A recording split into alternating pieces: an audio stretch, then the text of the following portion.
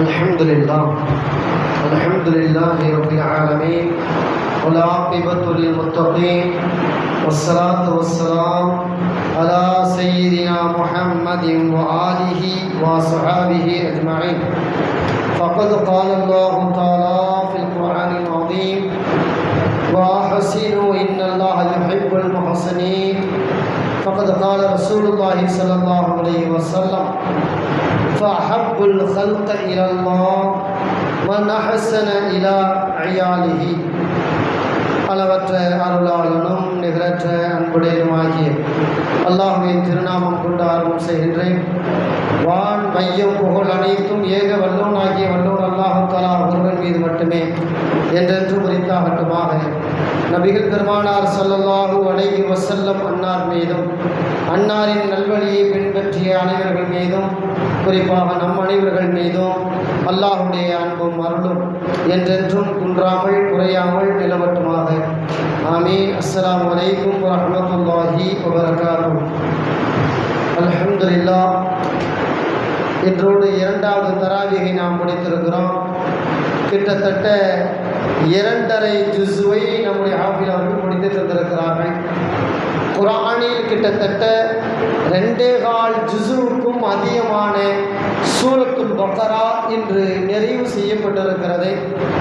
இன்றைக்கு ஓதப்பட்ட திருமறை வசனங்கள் நோன்பை பற்றி, ஜக்காத்தை பற்றி, குழந்தைகளுக்கு பால் புகட்டுதலை பற்றி, தங்கம் அது சார்ந்த உலகத்தினுடைய ஆபரணங்களை பற்றியெல்லாம் சில வசனங்கள் பேசியதை கேட்டோம். இன்று நம்முடைய சிந்தனைக்கு ஒரு அழகான வசனம்: வஅஹ்சினு இன்னல்லாஹ யுஹிப்புல் முஹ்சினீன்.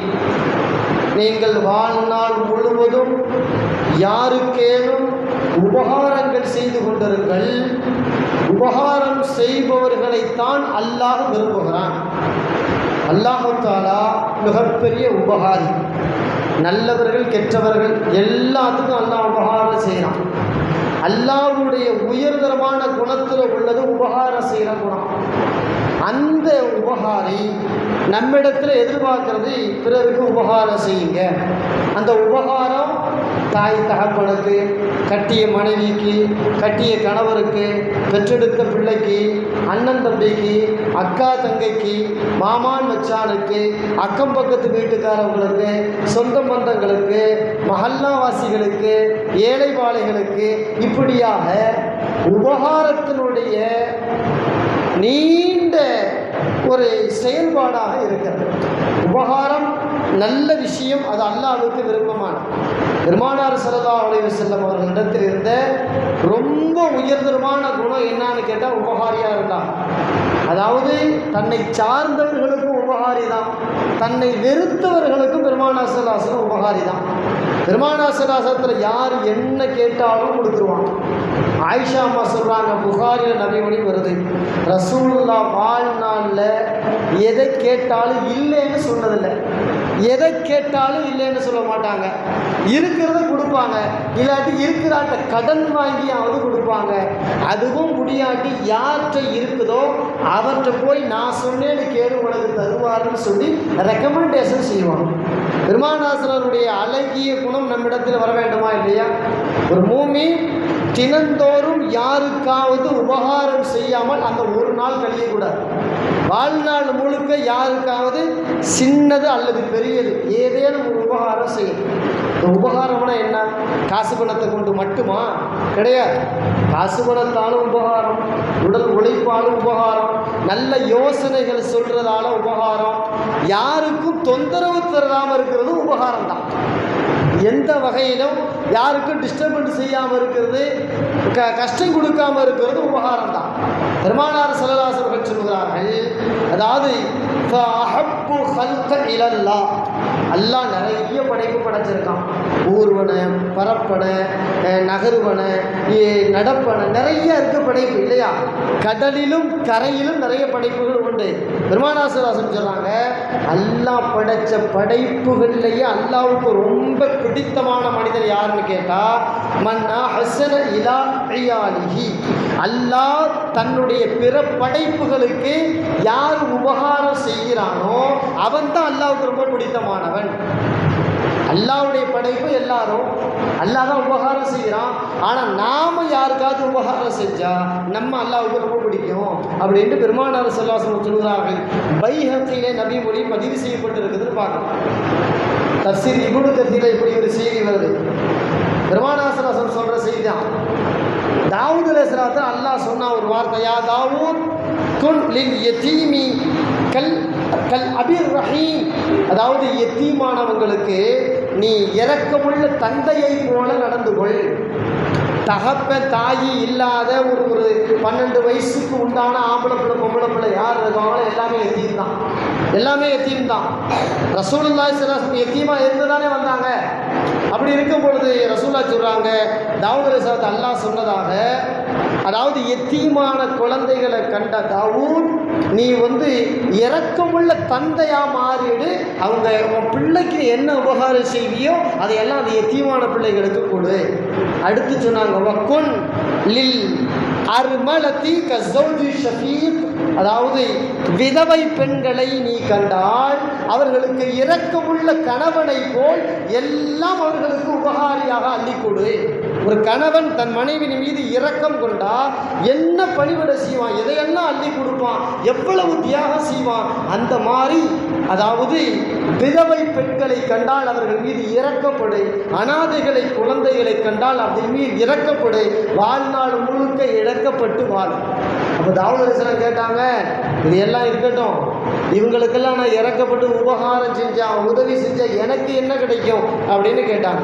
அப்போ தான் அல்லாஹ் சொன்னா, அதுக்கு வேற என்ன நான் தர முடியும், நாளை மறுமை நாளில் என் அரிசில் உனக்கு தாராளமாக நான் இடம் தருவேன். அல்லாஹு தாலாவே வாக்கு கொடுக்குறான். அரிசுடைய இடம் யாருக்குங்க கிடைக்கும்? அல்லாஹு தாலா யாரை கண்ணியப்படுத்த முடிவு செஞ்சானோ அவங்களுக்கு தான் அந்த இடத்துல நிழல்ல இடம் தருவான். அல்லாஹ் கண்ணியப்படுத்திட்டானா அவருக்கு கேள்வி கணக்கு லேசு, சொர்க்கம் போகிறது ஈஸி, எல்லாம் சுபிட்சமாக முடிஞ்சு போயிடும். அதை தான் அல்லாஹ் சொல்கிறான், உபகாரம் செய், இயலாதவர்களுக்கு செய், உபகாரியாக நீ வாழு, நாளை உனக்கு அரிசுடைய இடலில் நீ கேட்காமலேயே நான் தருவேன் அப்படிங்கிறான். கேட்டு கொடுக்கறது கொஞ்சம் பேர்த்துக்கு, கேட்காம கொடுக்கறது கொஞ்சம் பேர்த்துக்கா இல்லையா? பொதுவாகவே கேட்காம வருதுன்னா நம் மீது அவர்களுக்கு மரியாதை இருக்கிறது என்ற அர்த்தம். கேட்டு வந்தால் மரியாதை இருக்கான்னு சொல்ல முடியாது. அப்போ அல்லாஹ்விடத்தில் தானாக நமக்கு மரியாதை உண்டாக வேண்டுமே ஆனால் உலகத்தில் நாம் யாருக்காவது தினந்தோறும் உபகாரம் செய்தவர்களாக வாழ வேண்டும் என்பதை அல்லாஹ் தஆலா இங்கே சொல்கிறான்.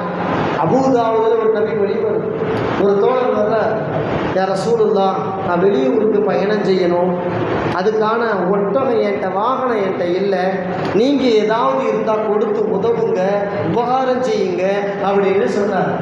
அப்போ பெருமானார் ஸல்லல்லாஹு அலைஹி வஸல்லம் சொன்னாங்க, லா அஜிது மா அஹ்மிலுக அலைஹி, ஒன்றை சுமந்துட்டு போகிற மாதிரி நீண்ட தூரத்திற்கு தேவையான ஒட்டகமோ குதிரையோ கழுதையோ எந்த வாகனமும் உனக்கு கொடுத்து உதவுறதுக்கு ஏன்ட்ட இல்லை, ஏன்ட்ட இல்லைப்பா. அதுக்காண்டி உன்னை நான் சும்மா விட்டுற போகிறதில்ல. வலாக்கின் யஅதி ஃபுலானன், நான் சொல்கிற மாதிரி இந்த ஆள்கிட்ட போய் கேளு, அவர் நீ கேட்குற மாதிரி வாகனம் வச்சுருக்கார், நீ போய் அவற்றை கேளு, பல அல்லஹு ஐயஹ்மிலக, அவர் உனக்கு கொடுத்து உதவக்கூடும், உனக்கு உதவலாம், போய் கேளு அப்படின்னு சொன்னோடனே அதே மாதிரி அந்த தோழர் போய் ரசூலுல்லாஹ் சொன்னாங்க, எனக்கு ஏதாவது தாங்கன்னு கேட்ட பொழுது அவர் ஒரு வாகனத்தை கொடுத்தாரு. அந்த வாகனத்து மேலே ஏறி ரசூலுல்லாஹ்ட்ட வந்து, யார் ரசூலா, எனக்கு நீங்கள் சொன்ன மாதிரி தந்துட்டாரு, நான் பயணத்தை தொடர்றேன் அப்படின்னு சொல்லிட்டு போனேன். அபூ தாவூதுல நபி மொழி வருது, ரசூலுல்லாஹ் முடிஞ்சா செய்வாங்க உபகாரம், செய்ய முடியலன்னா யார்கிட்ட செய்ய முடியும்னு யோசிக்கிறாங்களோ அவங்க பக்கம் கையை காட்டுவாங்க, அவங்க பக்கம் கையை காட்டி ரசூலுல்லாஹி ஸல்லல்லாஹு அலைஹி வஸல்லம் நீ செய்யுப்பான்னு சொல்லுவாங்க. இது ஒரு கண்ணியமான மனிதனுக்கான ஒரு கண்ணியமான குணம் என்பதாக பெருமானார் ஸல்லல்லாஹு அலைஹி வஸல்லம் சொல்கிறார். புகாரியில் ஒரு நபி மொழி வருது, ரசூலுல்லாஹ்வுடைய பழக்கம் என்னன்னு கேட்டால், ரசூலுல்லாஹ் காலத்தில் யார் மௌத்தா போனாலும் ரசூலுல்லாஹ் இமாமா நின்று தொலை வைப்பாங்க. ரசூலுல்லாஹ் இமாமா நின்று தொலை வச்சுட்டா அவருக்கு சொர்க்கம் உறுதியாக போச்சு, சொர்க்கம் உறுதி. ஏன்னா இந்த மௌத்தா போன ஒரு முஸ்லீமு, நான் அவருக்கு சாட்சி சொல்கிறேன் அப்படிங்கிறது நான் ஜனாசா தொழுவேன், அப்படி தானே ஜனாசா தொழுவேன். அப்போ ரசூலுல்லாஹ் ஒருத்தர் முஸ்லீமுன்னு சொல்லி தொலை வச்சுட்டா அவருக்கு வேற என்ன வேண்டி கிடக்கு? இதுதான் பழக்கம்னு வைங்களேன். ஒரு ஜனாசா வந்துச்சு, ரசூலுல்லாஹி ஸல்லல்லாஹு அலைஹி வஸல்லம் கேட்டாங்க. ரசூலா கேட்குற பழக்கம், எந்த ஜனாசா வந்தாலும் ஏப்பா இவர் எந்த கடன் கப்பியவாத விட்டுட்டு போயிருக்காரான்னு கேட்டாங்க. அடைக்கிறது ஏதாவது சொத்து சோத்தை விட்டுட்டு போயிருக்காரா, அல்லது அடைக்கிற மாதிரி இவர் கடனை அடைக்கிற மாதிரி பிள்ளைங்களை விட்டுட்டு போயிருக்காரா அப்படின்னு கேட்குற பழக்கம் எந்த ஜனாசா வந்தாலும் கேட்பான். அப்போ ரசூலுல்லாஹி ஸல்லல்லாஹு அலைஹி வஸல்லம் அந்தந்த பதில் சொல்லப்படும் வைங்களேன். வசதி இருந்தால் பதில் சொல்லிடுவான். அப்படி ஒரு ஜனாசா வந்த போது கேட்டாங்க, ஏப்பா இவர் ஏதாவது கடன் விட்டுட்டு போயிருக்காரா? ஆமாம் கடன் விட்டுருக்காரு. கடன் அடைக்கிறதுக்கு காசு பணம் விட்டுட்டு போகல, கடன் அடைக்கிறதுக்கு பிள்ளை குட்டி விட்டுட்டு போகல, இவர் கடனாளி தான் அப்படின்னு சொன்ன உடனே ரசூலா சொன்னாங்க, இவருக்கு நான் தொலை வைக்க மாட்டேன், இவருக்கு நான் தொலை வைக்க மாட்டேன். மனித உரிமையை மீறக்கூடிய கடனை அடைக்காமல் இது இறந்து போனால் இவரிடத்தில் கடன் கொடுத்தவன் என்ன செய்வான்? அவன் நஷ்டவாளியாக போய்விடுவானே. இந்த மனிதன் அவனை நஷ்டவாளியாக ஆக்கிவிட்டதால் இந்த மனுஷனுக்கு நான் தொலை வைக்க முடியாது அப்படின்னு ரசூல்லா ஒதுங்கிட்டாங்க. ரசூலுல்லாவே தொலை வைக்காட்டி அதை விட முசீபத்து அன்னைக்கு ஒன்றும் இல்லை, அப்படிதானே? ரசூலுல்லாவே தொலை வைக்கலைன்னா அதை விட சோதனை வேற எதுவும் கிடையாது. அப்போ பக்கத்தில் அந்த அபூ கத்தாதா ரலியல்லாஹு அன்ஹு நேராக வந்தார். மௌத்தா போனவர் நல்ல மனுஷன், ஏதோ ஒரு சூழலில் கடன் வாங்கிட்டார, கடன் அடைக்க முடியல, இருந்தாலும் ரசூலாட்ட சொல்றாரு, சல்லி அலைஹி யா ரசூலுல்லாஹ், ரசூலுல்லாஹ் நீங்கள் அவருக்கு தொலை வைங்க, எல்லாத்தையும் போல நீங்கள் தொலை வைங்க. அலைய தைனுகு, அவர் என்ன கடன் பட்டிருக்காரோ அந்த கடனை நான் அவருக்காக இருந்து அடைச்சிடுறேன், நான் அவருக்காக அடைச்சிடுறேன். இப்படி தொலை வைக்கலாம்ல? இறந்து போனவர் என்கிட்ட உபகாரம் கேட்கல, ஆனால் நான் அவருக்கு உபகாரம் செய்கிறேன், நீங்கள் தொலை வைக்கலாம்ல அப்படின்னு சொன்ன உடனே ரசூலுல்லாஹி ஸல்லல்லாஹு அலைஹி வஸல்லம் இறந்து போனவர் மீது இறக்கப்பட்ட அபூ கத்தாதாவை பாராட்டி விட்டு அந்த ஜனாசாவுக்கு தொலை வச்சாங்களே, அந்த ஜனாசாவுக்கு தொலை வச்சாங்க. அப்போ ஒரு மூமின்ட்ட என்ன பண்பு இருக்கணும்னு கேட்டால், உபகாரம் கேட்டாலும் செய்யணும், கேட்காட்டாலும் செய்யணும், அந்த உபகாரத்திற்கு அருகதையானவங்க உசுரா இருந்தாலும் செய்யணும், மௌத்தா போய் ஜனாசாவா இருந்தாலும் செய்யணும். உபகாரங்கிறது அவ்வளவு உயர்வானது, அது செய்யப்பட வேண்டியது அவசியம் செய்யணும் அப்படின்னு பெருமானார் ஸல்லல்லாஹு அலைஹி வஸல்லம் இது மூலம் கற்றுக் கொடுக்குறாங்களே. உபகாரம் செஞ்சால் என்ன பெரிய அடுத்த பலன் கிடைக்கும். புகாரியில முஸ்லிமில் இப்படி ஒரு நபி மொழி வருது, அதாவது அஸ்ஸாஇ அலல் அர்மிலதி வல் மிஸ்கீன், யார் மிஸ்கீன்களுக்காக, ஏழை எளியவர்களுக்காக, முதியோர்களுக்காக, விதவைகளுக்காக யாரெல்லாம் உபகாரம் செய்வதற்காக ஓடி ஓடி உபகாரம் செய்கிறார்களோ, கல் முஜாஹிதி ஃபீ சபீலில்லாஹ், அல்லாஹ்வுடைய வழியில் போய் போரிட்ட மிகப்பெரிய அறப்போராளியின் கூலி இவருக்கு உண்டு. இரவு முழுக்க நின்று தொழுதவரின் கூலி உண்டு, பகல் முழுக்க நோன்பு வைத்தவரின் கூலி இவருக்கு உண்டு அப்படின்னு பெருமானார் ஸல்லல்லாஹு அலைஹி வஸல்லம் அவர்கள் உபகாரிகளுக்கு எவ்வளவு நன்மையானது கிடைக்கும்னு சொல்லி கொடுக்குறாங்க, எவ்வளவு நன்மை இருக்குன்னு சொல்றாங்க. உபகாரத்தை கொஞ்சம் வச்சுக்கிட்டே தவறுனா அது பெரிய பாவம், அது பெரிய பாவம். உபகாரங்கிறது காசு பணத்துக்கு மட்டுமில்லை, எல்லாத்துக்குமே பொருந்துங்க. ஒரு பயணத்தில் போகிறோம், ஒரு ட்ரெயினில் போகிறோம், ஒரு பஸ்ஸில் போகிறோம், நாம் சீட்டு கிடச்சி உட்காந்துட்டோம், ஒரு குடுகுடு கிளவி வர்றா, ஒரு குடுகுடு கிழவன் வர்றார், மனுஷன் தத்தக்கா புத்தகம் நடக்க முடியாமல் நடந்து வர்றாரு, உட்காரத்துக்கு சீட்டு இல்லை, நீங்கள் உட்காருங்கம்மா நான் எந்திரிச்சுக்கிறேன் அப்படிங்கிறாரு பாருங்க. அது மிகப்பெரிய உபகாரம், அது மிகப்பெரிய உபகாரம். பேங்கு மாதிரி, ரேஷன் கடை மாதிரி, பொது இடங்களுக்கு நம்ம போய் கியூவில் நிற்கும் போது வயதான மக்கள் வர்றாங்கன்னா அவங்களுக்கு இடம் கொடுத்து நீங்கள் முதல்ல வாங்கிட்டு போங்க, நீங்கள் அதை பார்த்துக்கங்க, நான் உங்களுக்காண்டி பின்னாடி நிற்கிறேன் அப்படின்னு சொல்கிறது இருக்கு, அது மிகப்பெரிய உபகாரம். பெருமானார் ஸல்லல்லாஹு அலைஹி வஸல்லம் சொல்கிறாங்களே, அதாவது பாலைவனத்தில் எங்கேயாவது ஒரு இடத்துல கிணறு இருக்கும், எங்கேயாவது ஒரு இடத்துல ஒரு கொஞ்சோண்டு தண்ணீர் தடாக இருக்குன்னு வைங்களேன், அந்த இடத்துல கொஞ்சோண்டு தண்ணி தான் இருக்குது, அது மெத்துறாரு. இன்னொருத்தர் கேட்குறாருன்னு வைங்க, எனக்கும் கொஞ்சம் தண்ணி தாண்டு, அந்த தண்ணியை ஊத்துறேன்னு வை, அது மிகப்பெரிய உபகாரம்ங்கிறாங்க, அது மிகப்பெரிய தானம் தர்மம் அப்படிங்கிறாங்க. எதையா இருந்தாலும் அடுத்தவர்களுக்காக நம்முடைய ஏதேனும் ஒரு உழைப்பை தந்தால் அது மிகப்பெரிய உபகாரமாக இறைவன் பார்வையிலே பார்க்கப்படுகிறது. அதை தான் இந்த வசனத்தில் அல்லாஹ் சொல்றான், நான் உபகாரி, உபகாரத்தை விரும்புகிறேன், நீங்களும் உபகாரம் செய்யுங்க. இப்போ இந்த ரமதானுடைய மாதம் நாம் முடிஞ்ச வரைக்கும் எல்லாத்துக்கும் உபகாரம் செய்யணும். அதாவது குடும்பத்தில் ரமதான் மாதத்தில் நம்ம வீட்டில் யாருங்க மிகப்பெரிய உபகாரி? நாம் உண்மையை ஒத்துக்கணும். மிகப்பெரிய உபகாரி யார் தெரியுங்களா? நமக்காக சமையல் செய்யக்கூடிய மனைவி தான் இன்றைக்கி மிகப்பெரிய உபகாரி. காரணம், நாம் இன்றைக்கி சகரு சாப்பிட்றத பற்றி கேட்டால் லிஸ்ட்டு எக்கச்சக்கமாக போகுது. வரிச்சது, பொறுத்தது, அதாவது ஓடுறது, பறக்கிறது எல்லாம் சகருக்கு வேணும் நம்மளுக்கு. இதையெல்லாம் மனைவி செஞ்சு கொடுக்குறா இல்லையா? அது மிகப்பெரிய உபகாரி. நமக்கு முன்னாடி எந்திரிச்சிடறா, சுடு தண்ணி வச்சிடறா, சோறை சூடு பண்ணுறா, அப்போ சோறை ஆக்குறா, தட்டை கழுவுறா, நமக்கு சப்ளை செய்கிறா, மீண்டும் பாத்திரத்தை கழுவுறா, எல்லாம் முடிச்சுட்டு நமக்கு முன்னாடி எந்திரிச்சு நமக்கு பின்னாடி தான் படுக்கிறா மனைவி இல்லையா? நம் வீட்டு பெண்கள். அப்போ இந்த ரமதான் மாதத்தில் அவர்கள் மிகப்பெரிய உபகாரி. அரபு நாட்டில் ஒரு பழக்கம் இருக்குது. என்னான்னு கேட்டால், அதாவது இந்த 30 நோம்பு முடிஞ்ச பிறகு அந்த 30ஆம் லாஸ்ட்டில் இப்போ இருக்கோம், ஒரு 30-40 வருஷம் முன்னாடி பழக்கம் உண்டு. என்னான்னு கேட்டால், உயர்தரமான அந்த பெண்கள் விரும்பக்கூடிய உயர்தரமான ஆபரணத்தை வாங்கி அந்த கணவர் அந்த 30ஆவது நோம்பில் அந்த மனைவிக்கு மாட்டி விடுவாங்களாம். இன்றைக்கும் பழக்கம் உண்டு அப்படிங்கிறாங்க.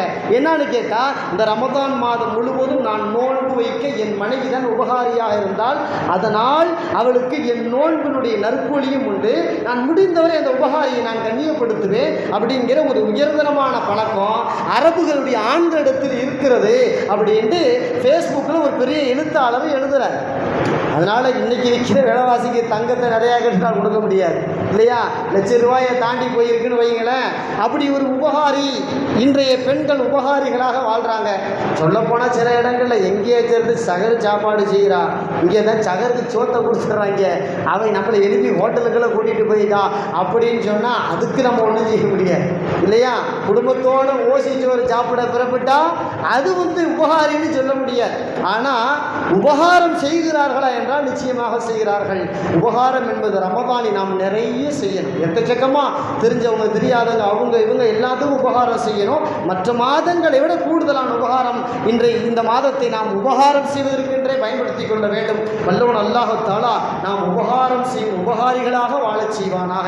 அவன் விரும்பக்கூடிய நற்பண்புகள் எல்லாம் நம்மிடத்தில் இருப்பதற்கு அல்லாஹ்வே அருள் புரிவானாக. வாஹிரு தஅவானா அல்ஹம்துலில்லாஹி ரப்பில் ஆலமீன். அஸ்ஸலாமு அலைக்கும் வரஹ்மத்துல்லாஹி வபரகாத்துஹு.